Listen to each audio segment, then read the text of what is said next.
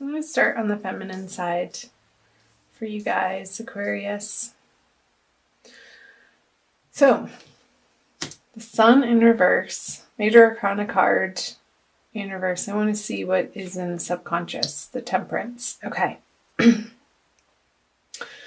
also want to see the masculine. I don't usually do this. The Devil. Wow, all Major Arcana cards.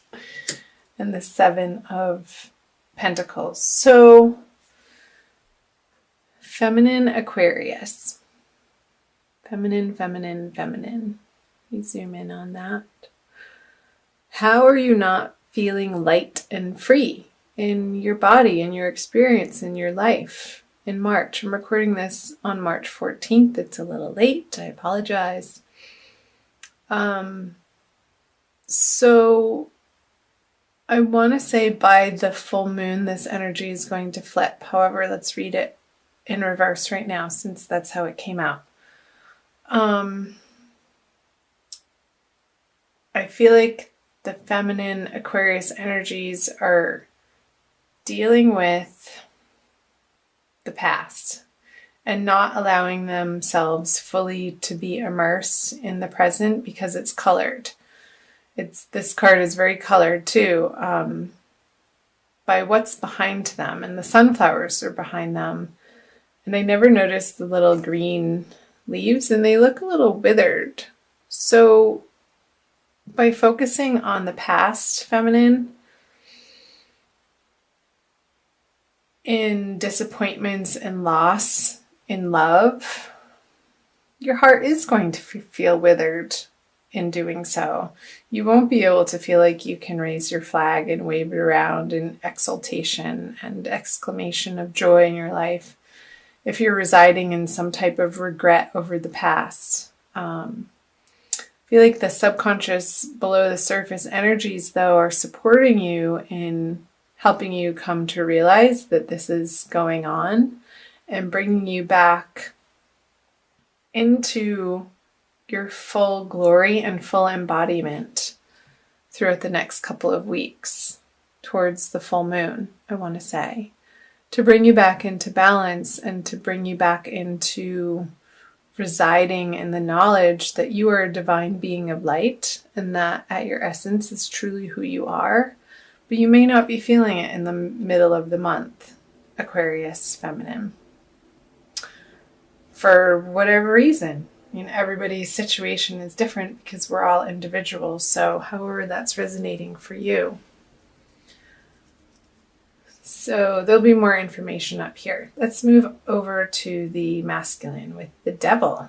It could be, now that I'm looking at both sides, that the feminine is in this energy of regret because the masculine is over here sort of steeped in his own attachments and desires and mire and a little bit of darkness, and that's affecting the feminine from feeling like she can shine. Because feminine, you're letting it. Nobody has control over you but you. However, certain relationships and people in our lives can hold sway and can pull on our heartstrings in a way that feels like it is out of our control, but that's just an illusion. That is not the truth at all. And so the masculine here, dealing with maybe some form of jealousy or addiction or attachment in his life. And again, I say his, him, he for masculine, and she, her, whatever for feminine. But we all, I'll reiterate this again. I say it in all my videos, or I try to. We all have both masculine and feminine. So you could be a female that relates more to masculine energy this month, and it could flip-flop, or just in general in your life.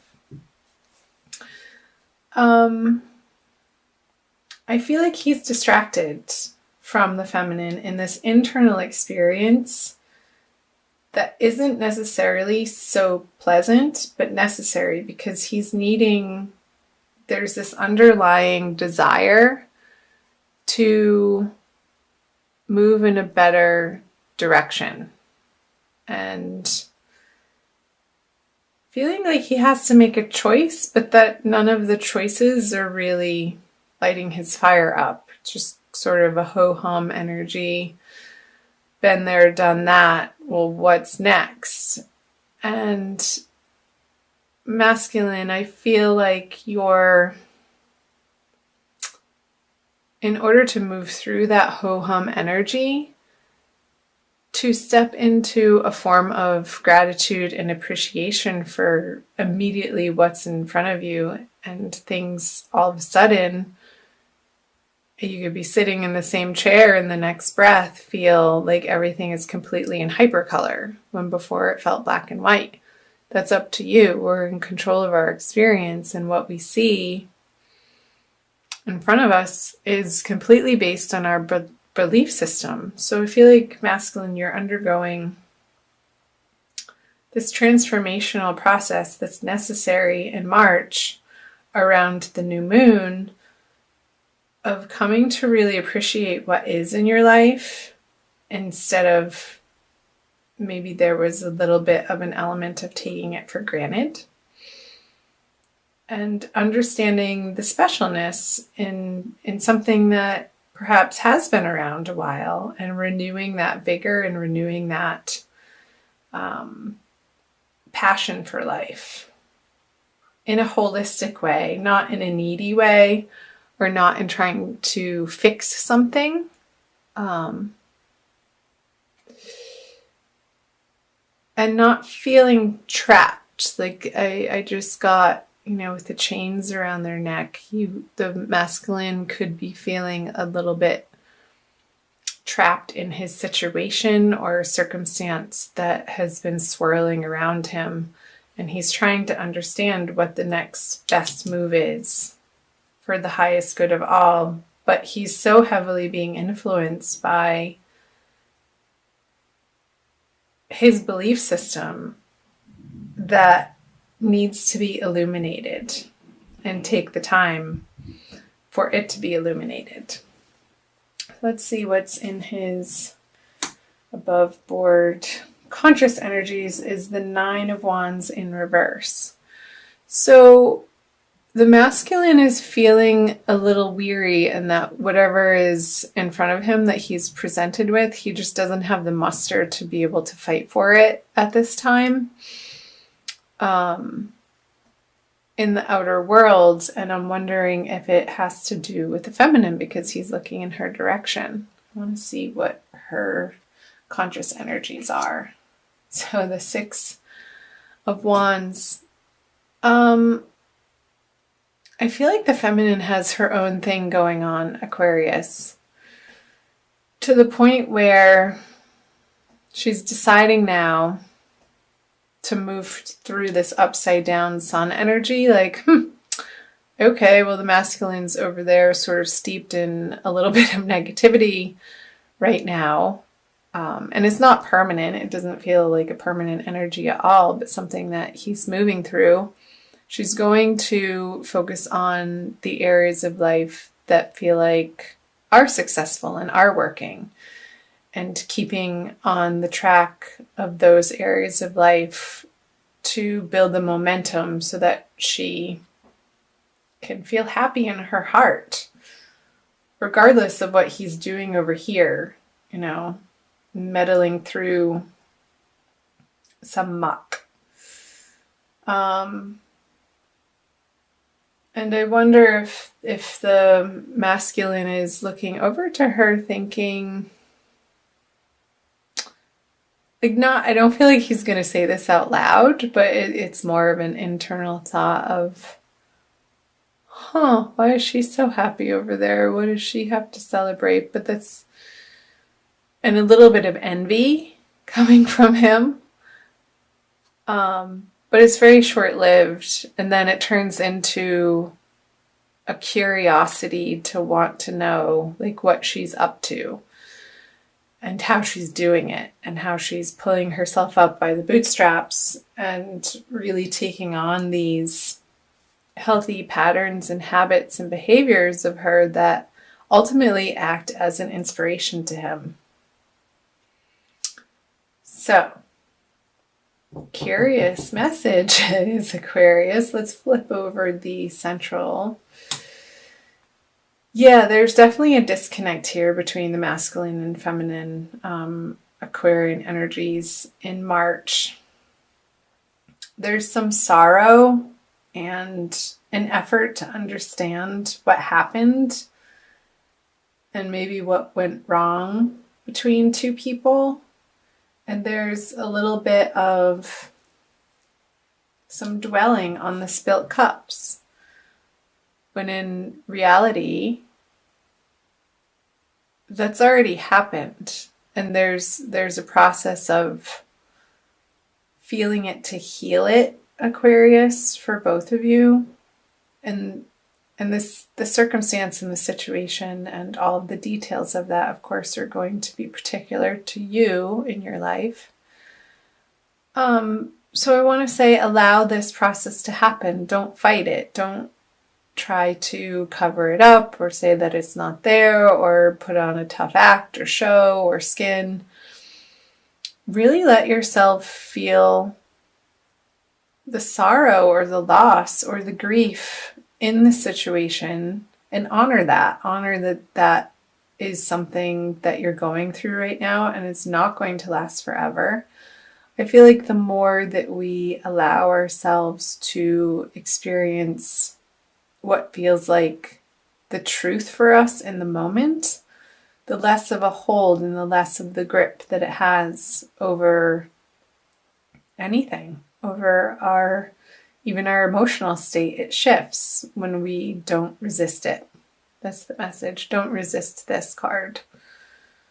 Because the resistance, I feel, is pulling him, like rooting him into placing himself just solid in this direction. But not resisting it, the cape loosens a little bit and he can start twirling around and being a little bit more playful with these energies. And then, like, I understand grief. Sometimes it can be so heavy and deep that you just have to laugh almost at the ridiculousness of the experience, and there's a little bit of comic relief around it. And so taking it seriously, but also not taking yourself so seriously, Aquarius. And that's a message for both of you. So I hope that resonated for some of you. Let me know in the comments section below. I also want to pull a Rumi Oracle by Alana Fairchild for you to solidify some advice and these messages for you, Aquarius, both feminine and masculine. So again, I thank you for being here. Thanks for watching. So feel free to share these videos as you feel inspired to. You're welcome to. You know of any Aquariuses that if you're cross-watching and you're not an Aquarius at all yourself, to share with your Aquarian friends. You can also find me on Facebook and Instagram. The links are below in the description box. I always fail to mention that, but as I'm shuffling, I wanted to let you know that. Arise. Yes, number 13. Such beautiful artwork. The distinction and the melding of the light and the dark, they both exist in this card. And the figure in it down here reminds me of the Five of Cups in the center of your reading and how your guardian angels are watching over this process for you, Aquarius. So I will read to you the poem from the book. 13. Okay. Wings of hope languish from lack of use. When wings dissipate and weaken, life begins to lose its value. Every cell in your body is created to rise to challenges. Your life is meant to confront everything that holds you captive. Don't sit at the bottom of the well, not caring about salvation. Listen to the voice within calling to you. Reach for eminence beyond your own maturity. Rumi. How perfect. This so reiterates and affirms this message of what was coming through in the tarot, you guys, about don't languish in this sorrow alone. Let yourself feel it, but also reach out for angel guidance too. And it will pass. You can move through it. So don't stay here too long, but allow it to happen if that is in your experience, is the message. Okay, Aquarius?